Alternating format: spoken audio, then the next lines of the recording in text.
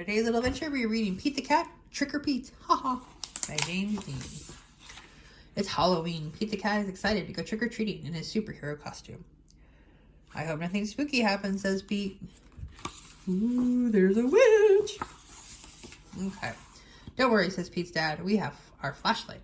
Let's go trick-or-treating, says Pete. Boom. Pete and his dad walk outside. Whoosh. The wind rustles the leaves. Pete sees something moving in the tree. It's just an owl. That wasn't too spooky, says Pete.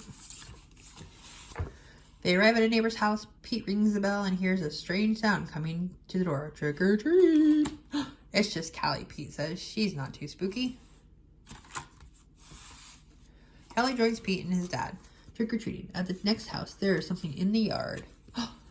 Phew, it is just a scarecrow, says Pete. That's not too spooky. Pete rings the doorbell. Trick or treat, says Pete and Callie. Happy Halloween. Awesome costume, says Pete. Very spooky, but not too spooky. Thank you, says Mrs. Gold, the crossing guard. At the next house, where it's something glowing in the steps. Is it jack-o'-lanterns? Cool, says Pete. Jack-o'-lanterns. Yay, I love jack-o'-lanterns.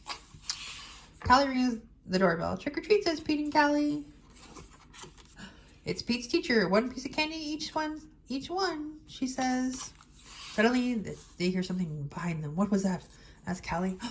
Oh, it's just our friend Emma, says Pete. Not spooky, but groovy. See, there's Emma. All right, oops.